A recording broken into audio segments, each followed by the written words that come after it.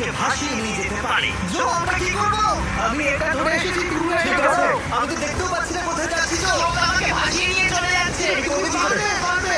শুধু মুখটা এখান থেকে ঢুকিয়ে দাও, আমি হেল্প করছি। এখানে আমি ঢুকবো? হ্যাঁ, এই গর্তের মধ্যে। এই তো, খুব ভালো। এটা আমার জীবনের সবথেকে বিপজ্জনক অ্যাডভেঞ্চার। আমরা এখন কেভের অনেক গভীরে চলে এসেছি, আর এবার আমাদের সামনে প্রথম বড় বাধা।